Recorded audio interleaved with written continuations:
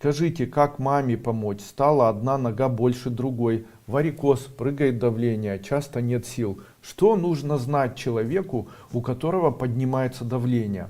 Давление всегда является признаком двух моделей реакции нашего организма на. Итак, первое — защемление шейного отдела на фоне уменьшения хрящевой ткани или на фоне неврозов. То есть всегда любого человека, у которого поднимается артериальное давление, у него всегда будут либо увеличена воротниковая зона на фоне невроза, либо увеличена воротниковая зона на фоне там хронического хондроза, или ущемление шейного позвонка одного или всех 7, или шейного и грудного. То есть это всегда связано с позвоночником, раз. И второе, странное, но очень ярко показывающее, чего же не хватает человеку. Человеку в момент поднятия артериального давления не хватает кислорода.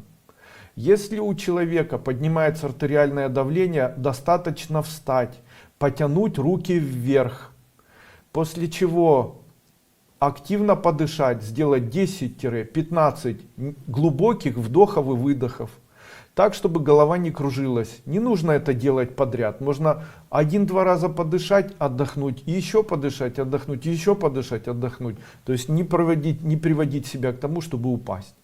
После этого, стоя, после 10 вот таких вдохов и выдохов, выпить небольшое количество воды, полстакана теплой, больше горячей воды.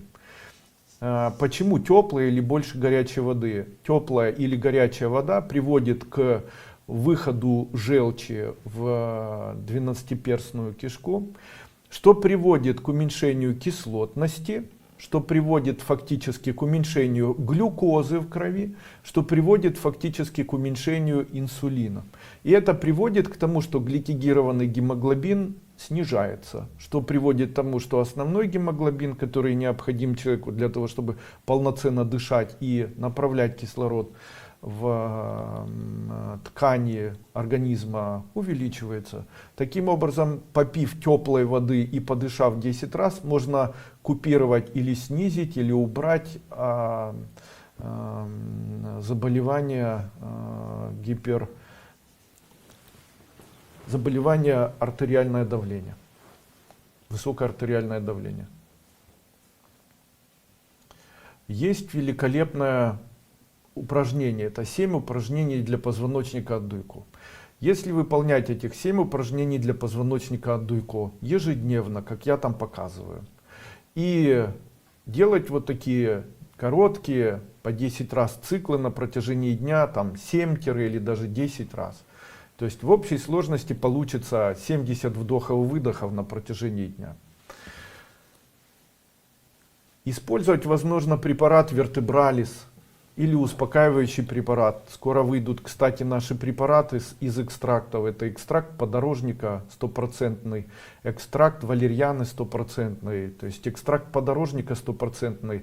Там применение 10 таблеток может вылечить у человека язву там, желудка и неспецифический язвенный колит. Или там, использование валерьяны в виде экстракта может очень помочь человеку справиться с неврозами и так далее. У нас в нашей стране нет ни одной компании, которая бы продавала экстракты 100%. Вот я хочу выйти на рынок с вот такими препаратами и помогать вам в дальнейшем справляться вот с рядом таких заболеваний, используя прямую экстракцию.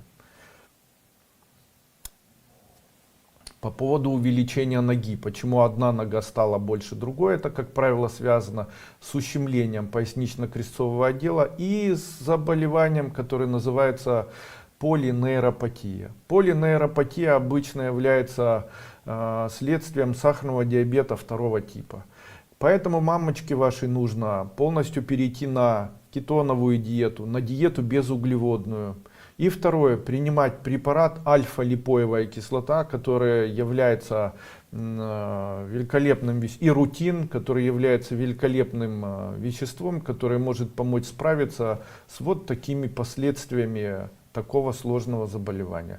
Используется в эндокринологии, широко используется. Единственное, что такой препарат необходимо применять натощак.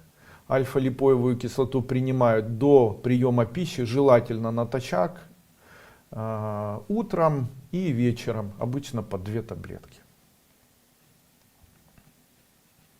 Часто нет сил на фоне сахарного диабета 2 типа. У человека как раз и появляется синдром, при котором не хватает сил.